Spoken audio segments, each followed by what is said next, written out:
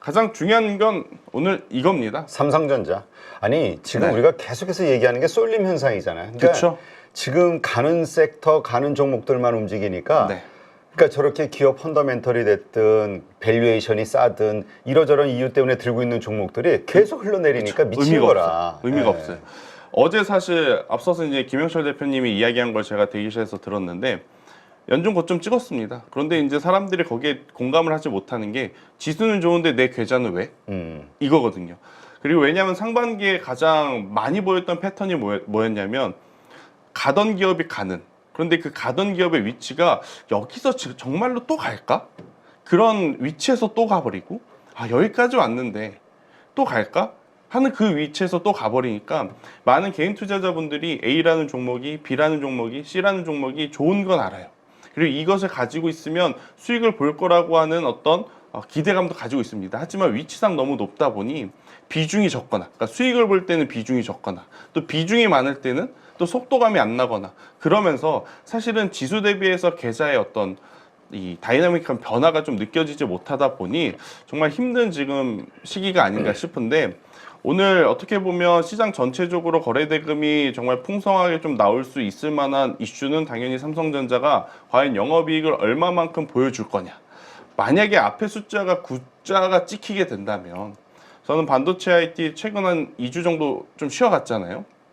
그 기업들에 대한 추가적인 상승도 충분히 기대해 볼 가능성이 정말 높다. 어제 진짜 말도 안 되는 어떤 변동성이 좀 나온 거죠. 그렇지. 사실 삼성전자의 그 단독 보도가 없었다면 가장 수혜를 볼 수 있었던 섹터는요, 2차 전지였을 가능성이 높거든요. 그렇죠. 테슬라가 좋은 모습을 보였기 때문에. 그래서 다들 장 전망하더라도 그래 오늘은 오랜만에 에코프로와 LG그룹주들이 LG에너솔루션, LG화학이 제대로 된 반등이 나와줄 수도 있겠구나라고 생각을 했던 시점에 단독 보도가 나왔는데, 단독 보도가 나와서 이 반도체 IT를 전체적으로 이끌었으면 됐지만 또 삼성전자에서는 아니다라는 또 이야기를 했습니다. 그러면서 이제 장중에 삼성전자가 3%대 가깝게 상승을 하는, 반대로 SK하이닉스는 3%대 가깝게 밀리는, 하지만 아니라고 하는 이야기에 한미반도체와 SK하이닉스는, 특히 SK하이닉스 같은 경우에는 플러스 전환 직전까지도 회복하는 모습을 보였단 말이에요. 하지만 이제 시간이 지나면 지날수록 그래 여기서 지금 당장 삼성전자가 아니라고 하더라도 삼성전자의 HBM 퀄테스트의 어떤 통과는 시기의 문제일 뿐 계속해서 이제 가능성이 높은 상황이다 보니 많은 투자자분들의 심리가 단독 보도에 조금 더 힘을 실어주는 어떤 이제 모습으로 좀 변해가고 있었던 상황이었고, 여기에 이제 오늘 만약 실적이라고 하는 부분에서 방점을 찍어준다라고 하면, 저는 어제 얼마만큼 이 삼성전자 관련 밸류체인들의 힘이 강했다라는 것을 어떤 기업을 통해서 제가 느꼈냐면 원익 IPS를 통해서 느꼈습니다. 진짜 움직이지 않는 기업이거든요, 그 기업도. 그런데 이제 원익 IPS까지도 어제 이제 강한 상승을 보여주는 것을 이제 보고, 오늘 정말로 삼성전자가 영업이익을 우리가 생각한 것보다 더 좋은 모습을 보이면 7월, 적어도 7월은 우리가 조금은 편안하게 반도체에서 플레이를 좀 할 수 있지 않겠는가, 혹은 지수 걱정은 안 해도 되겠다라는 생각이 들더라고요. 그래서 삼성전자 실적 발표 이후에 저는 여러분들이 반도체 IT를 좀 보시는 게 좋을 것 같고요. 가장 중요한 건 이겁니다. 어떠한 가이던스를 내밀 것인가, 그리고 앞으로 HBM은 지금 어떤 형태로 진행이 될 것인가. 일단 어제 뉴스를 통해서 우리가 확인을 한 바로는 한미반도체에 힘이 없어도 삼성전자가 지금 퀄테스트를 통과할 가능성이 높아졌다라는 거죠. 그치, 그 CEO인가요? 그 부사장인가? 네. 그분이 아주 자신감 있게 언론 인터뷰 보니까 하던데. 그렇죠. 일단 최근에 교체가 됐기 때문에 조금 이제 자신감 있는 모습을 보여줘야 돼서 일부러 그럴 수도 있겠지만, 어제 시장에서의 판단은 이렇게 되면 한미반도체가 그동안에 기다렸던 추가적인 한방, 삼성전자와의 협업은 조금 시간이 더 필요하지 않는가? 라고 또 이제 생각하는 투자자들이 많았던 것 같아요. 그래서 한미반도체가 조금은 주가의 조정이 강하게 나왔는데, 저는 추가적으로 삼성과 한미반도체에 대한 어떤 뉴스가 나오지 않는 이상 그 결은 좀 유지가 될 가능성이 높다. 그래서 그동안에 이제 HBM 관련해서 수익을 좀 보고 계신 분들이다라고 하면, 저는 이제는 일부라도 좀 수익을 좀 챙기시면서 올해 상반기 SK하이닉스의 비중이 8, 삼성전자의 비중이 2, 그러니까 HBM 쪽의 비중이 80%, 그 외의 반도체의 비중이 20%였다면 이제는 5대5 아니면 4대6 정도로 저는 비중 조절을 하는 게 맞지 않을까라는 생각이 들어요. 그러니까 HBM을 완전히 배제하면 절대 안 됩니다. 그렇지. 어차피 지금 시대는 엔비디아의 시대이고 엔비디아의 시대에 가장 이제 우리나라 기업 중에 수혜를 받는 기업은 SK 하이닉스고 또 이제 제품은 HBM이기 때문에 HBM을 빼고 이야기할 수는 없지만 그래도 전반적으로 HBM을 통해서 주가들이 정말 많이 올라갔거든요. 그래서 그 기업들은 일부 수익을 챙기시는 게 맞고 절반 정도는 수익을 챙기시는 게 맞고 자 그러면 그 HBM을 뭐로 만드느냐? 디램으로 만듭니다. 그렇죠. 그러면 당연히 디램에 대한 수요도 늘어나고 있음을 우리도 인지를 해야 될 것 같고 그래서 이제 레거시 반도체에 대한 관심도가 높아질 수밖에 없는 상황이라서 저는 그동안에 정말 소외받았었던 앞서서 이제 김민수 대표님께서 한번 이야기를 하셨는데 전공정도 한번 좀 보셨으면 좋겠다. 대신에 HBM을 완전히 이제 정리하고 전공정을 보자. 그건 절대 안 되고요. HBM을 일부 가지고 간 상태에서 확보한 현금을 가지고 전공정 쪽을 여러분들이 보시는 게 맞지 않을까라는 생각이 들어서 관련주들을 좀 뽑아보면 저는 일단 전공정 쪽에서는 장비보다는 소재를 보는 게 맞다 생각이 들더라고요. 네. 그러니까 장비주들도 지금 누가 더 많이 팔릴 것이냐 아직 이거에 대한 팩트가 잘 정리가 안 되어 있는 것 같아요. 근데 이제 한 가지 공통된 건 디램의 지금 단가가 올랐다는 것은 지금 삼성전자와 SK하이닉스가 가지고 있는 디램의 재고가 줄어들었다는 것을 의미하거든요. 그럼 그것을 다시 만들어내야 되기 때문에 장비는 선별적으로 필요하겠지만 소재는 공통적으로 저는 필요하다라는 생각이 들어서 소재 쪽으로 보실 분들은 하나 머티리얼즈를 저는 지금의 위치에서 한번 관심 있게 보시는 게 좋을 것 같고 그리고 삼성전자가 가면 항상 같이 움직였던 기업이 원익그룹주입니다. 그래서 이제 원익 전체 매출의 90%가 삼성전자에서 발생하기 때문에 그건 어쩔 수 없는 상황인 것 같고요. 저는 삼성전자가 충분히 더 올라갈 가능성이 높다라고 생각을 하고 있어서 만약에 중소형주 쪽에서 보신다라고 하면 원익 IPS를 저는 한번 보시는 게 좋을 것 같고 전공정 관련 기업들 중에 사실은 시세가 가장 좋은 쪽은 저는 개인적으로 PSK라고 생각을 하거든요. 네. 근데 이제 PSK 같은 경우에는 참 지금의 위치에서 개인 투자자분들이 보기에는 부담스러운 부분들이 있을 것 같아요. 너무 많이 이제 올라왔기 때문에. 그러니까 올라오는 종목이 더 간다라고 생각을 하셔서 이 패턴에 익숙하신 분들은 괜찮지만 없으셨던 분들이 오늘 삼성전자 실적 그렇게 좋다고 하는데 내가 지금 한번 사볼까 해서 지금 살 위치는 저는 이런 위치에 놓여 있는 이런 패턴을 보여주는 기업은 조금은 부담스럽다 생각이 들어서 저는 하나 머티리얼즈 같은 경우에는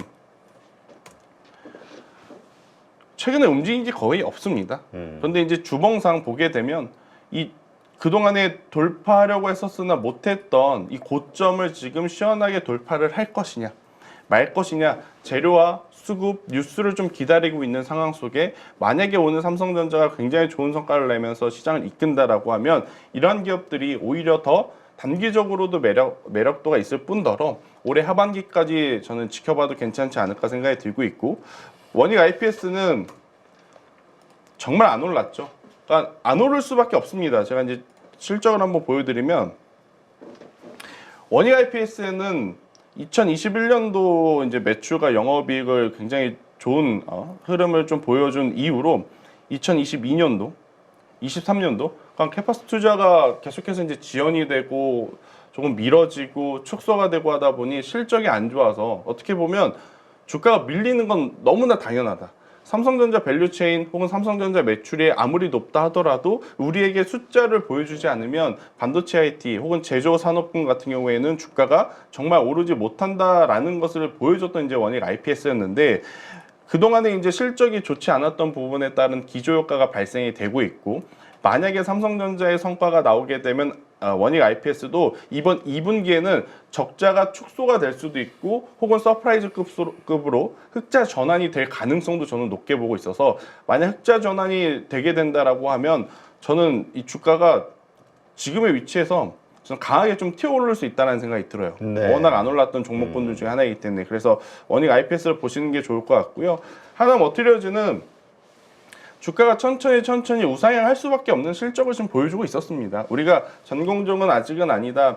여전히 지금 후공정 쪽에 관심을 가져야 된다. 뭐 이런 이야기가 있을 때에도 그때가 이제 작년 3분기, 4분기, 올해 1분기잖아요. 그때에도 여전히 좋은 매출과 좋은 영업이익을 지금 보여줬기 때문에 저는 여기에서 이제 우리가 관심도를 더 끌만한 이슈몰이, 그러니까 실적에 대한 어떤 서프라이즈급의 숫자가 찍히게 된다면 원익 IPS 그리고 하나 머티리얼자 같은 기업들이 조금은 더 올라갈 가능성이 저는 굉장히 높은 7월이 아닐까, 이렇게 정리 한번 드려보도록 하겠고요. 아마 오늘 제가 아니더라도 앞뒤 코너로 해서 모두 삼성전자 이야기를 좀 할 수밖에 없어서 반도체는 이렇게 제가 짧게 중요하지만 짧게 마무리 좀 드려보도록 하겠고. 근데 어제 네. 사실 글쎄요, 이제 이 소부장에서도 어제 올랐던 삼성전자의 어쨌든 오버가 됐든 어쨌든 그것으로 인해서 올랐던 오로스라든가 이오테크닉스, 그렇죠. 이것이 앞으로 주도주가 될 수 있지 않겠느냐에 대한 가능성을 어제 보여준 거 아니냐.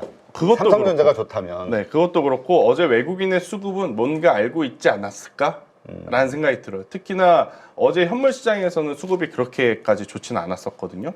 근데 선물 시장에서 1조 8천억이라고 하는 돈을 썼다는 건 외국인들은 뭔가를 알고 있고 그게 삼성전자의 호실 쪽으로 이어지게 된다면 어제 이제 픽을 받았던 대표적으로 이제 이오테크닉스가 될 것 같은데 이 기업들이 저는 한 번 더 올라갈 가능성이 높다. 그러니까 한미 반도체가 올라가면서 많이 끌어당겼던 기업들 많잖아요. 대표적으로 이수페타시스도 따라 올라왔고, 혹은 PSK 홀딩스와 같은 기업들도 따라 올라왔고, 그렇기 때문에 이오테크닉스가 어떻게 보면 추가적으로 상승을 해서 4월 달에 기록한 고점을 넘어가는 어떤 힘을 보여준다? 저는 그러면 삼성전자 밸류체인 혹은 전공정, 소재 다 같이 올라올 가능성이 높다.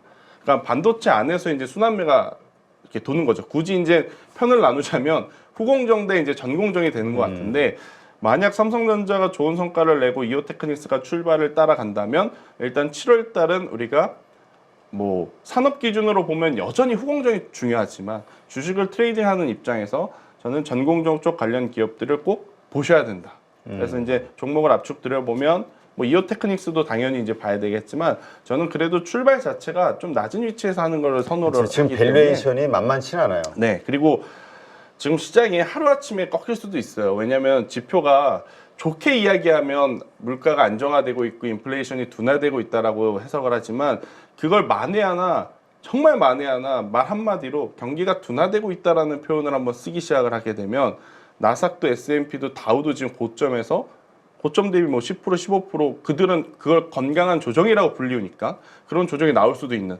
근데 그들이 그렇게 조정이 나오면 우리나라는 몸살을 앓기 때문에 저는 그래서 높은 위치에 있는 종목을 따라가게 되면 최대한 비중을 줄이면서 기준을 잡고 따라가시는 게 맞을 것 같고요.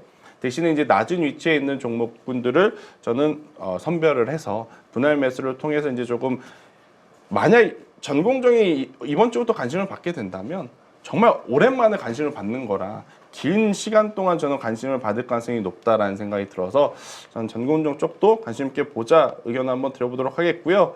뭐 추가로 제가 이제 제약바이오도 살짝 준비를 해왔는데, 제약바이오 하면 제가 이제 3주 전에 삼천당 제약 이야기를 하면서 삼천당 제약이 지분을 투자한 옵투스 제약까지 보자라고 한 게 이제 제가 이제 이 시간에 가지고 온 마지막 제약바이오인데, 새롭게 볼 쪽은, 그러니까 새롭게 볼이라는 단어가 맞는 기업은 아닙니다. 그러니까 꾸준히 봐야 될 기업이라서 삼성바이오로직스는 뭐 반도체로 비유를 하자면 거의 뭐 TSMC급이기 때문에 공장이 증설하면 증설을 할수록, 그리고 가동률이 높아지면 높아질수록 실적에 대한 기대치는 계속 높여 잡을 수 있는 기업이고, 실제로 지금 공장들의 가동률이 지금 높아가고 있는 상황, 그리고 미국과 중국의 어떤 불편한 자존심 싸움에서 제가 이제 피해를 좀 덜 볼 수 있는 산업 위주로 보는 것 같아요. 앞서서 엔터도 그런 관점이었고 방산도 그런 관점이었고 저는 제약바이오도 그런 관점으로 놓고 보게 되면 삼성바이오로직스도 괜찮다라는 의견 한번 드려보면서 제가 이제 못다한 이야기는 다음 주에 조금 더 디테일하게 한번 더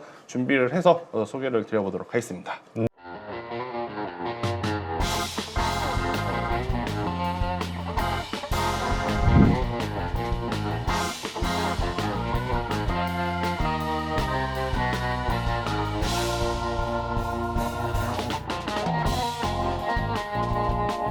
네, 여기저기서 많이 또 강의도 들어보시고, 그리고 또 기법이라고 하는 것도 많이 또 체크해보시고 적용시켜보셨을 것 같습니다. 그런데 결과가 좋으십니까? 이거는 저희 클래스만의 강점이 될 겁니다.